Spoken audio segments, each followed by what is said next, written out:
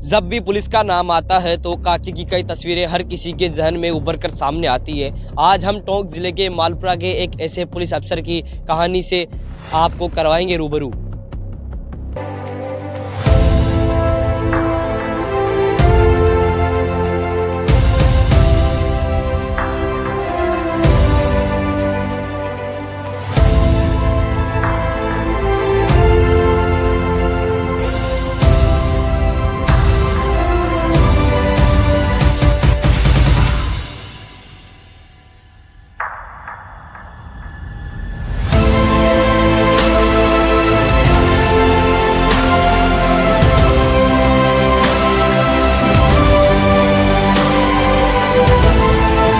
एक ऐसे पुलिस अफसर से आपको करवाते हैं रूबरू जो अपराधियों पर नकेल कसने में कामयाबी के लिए उन्हें कई बार सम्मानित भी किया गया है।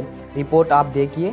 आमजन का भरोसा अपराधियों की आफत। पुलिस वृत्ताधिकारी चक्रवर्ती सिंह राठौड़ का राजस्थान पुलिस में स्लोगन आमजन में विश्वास। अपराधियों में डर को लेकर पुलिस पर सवालिया उठते हैं। कई बार सवालों के घेरे में रहने के बाद भी राजस्थान पुलिस क्या वाकई में आमजन में विश्वास बना पाती है? चक्रवर्ती सिंह राठौड़ की अलग ही स्टाइल है। उनका लगातार प्रयास रहता है कि आमजन के अंदर खाकी वर्दी के खिलाफ जो डर व्याप्त है उस डर को समाप्त करना और लोगों में पुलिस विभाग के प्रति आत्मविश्वास पैदा करना ही उनका प्रथम लक्ष्य है।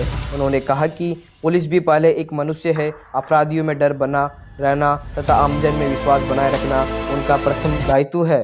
जो इनिशियली मेरी प्रारंभिक शिक्षा थी वो गांव में, वहीं गांव के स्कूल में, सरकारी स्कूल में हुई थी। उसके बाद मैंने ग्रेजुएशन जो है वो प्राइवेट किया था। प्राइवेट ग्रेजुएशन करने के बाद मैंने प्राइवेट जॉब भी किया। मैं होटल इंडस्ट्री में भी किया, मैंने दिल्ली में ट्रैवल एजेंसी में भी जॉब किया और उसके बाद में मैंने एनजीओ ज्वाइन किया था। एक विदेशी एनजीओ था जिसमें करीब मैं 2 साल मैंने काम किया और उसके बाद मीनवाइल मैंने बीएड कर ली थी, तो जो सरकारी टीचर की नौकरी लग गई थी मेरी और 2008 में मैं टीचर बन गया था और करीब 3-3.5 साल में टीचर रहा। बट मैं आगे बढ़ना चाह रहा था, इसलिए मैंने आरएस का एग्जाम दिया। पहले मेरा कोऑपरेटिव सर्विस में सिलेक्शन हुआ और उसके बाद में जो है महिला बाल विकास में सीडीपीओ के पद पर मेरा चयन हुआ था। लेकिन मेरी जो इच्छा थी वो पुलिस सेवा में आने की थी।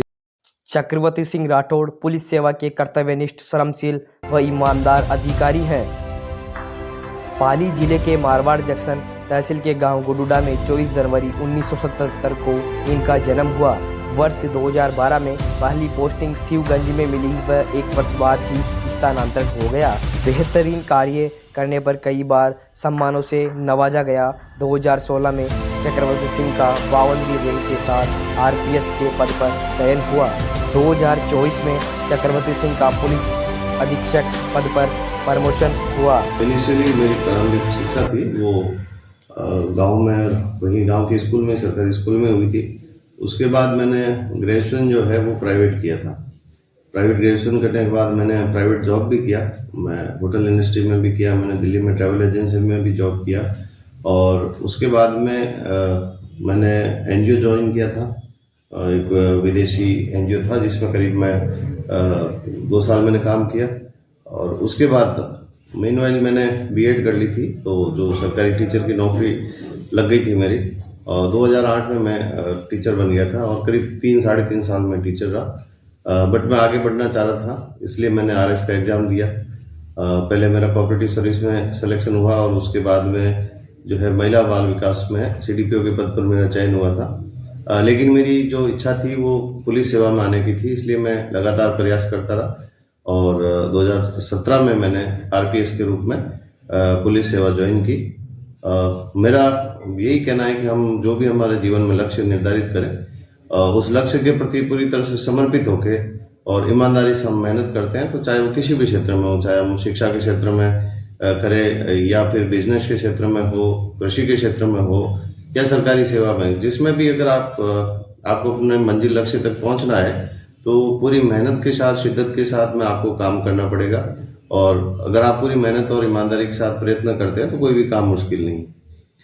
दूसरी चीज, जो भी सरकारी अधिकारी या जिम्मेदार पदों पे जो भी लोग बैठे हैं, मेरी उन सब से यही अपील है कि हमें कानून के दायरे में रहते हुए विधि सम्मत तरीके से जितना भी हम लोगों के साथ न्याय कर सके हमें करना चाहिए। जो भी उत्तरदायित्व और कार्य हमें दिया जाता है उस कार्य का हमें पूर्ण ईमानदारी और निष्ठा के साथ उस कार्य को संपन्न करना चाहिए।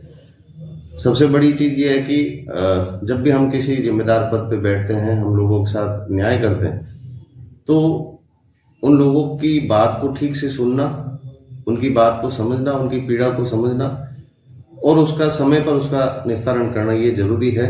और इसके लिए ये चीज तभी हो सकती है जब हम उन लोगों के प्रति सिर्फ सहानुभूति नहीं रखें। जो मेरा मेन एक रहता है काम करने का कि समानुभूति हम रखें।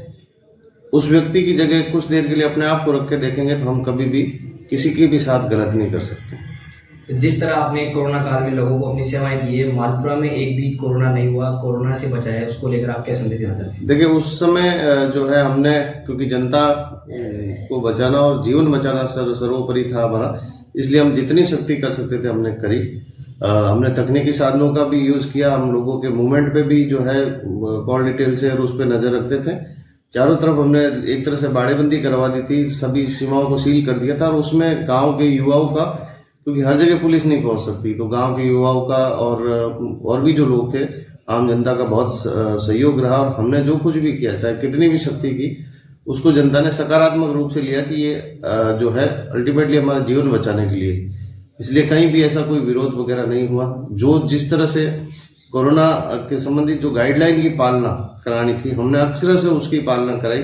इसलिए जो पहला दौर था उसमें पूरे मालपुरा क्षेत्र में एक भी कोरोना का रोगी नहीं आया। सर, जैसे 29 अगस्त 30 अगस्त की रात को सत्य हत्याकांड हुआ, उसका खुलासा आपने किया, उसमें कैसे क्या रहा उससे? देखिए ये बड़ा चैलेंजिंग था पुलिस के लिए।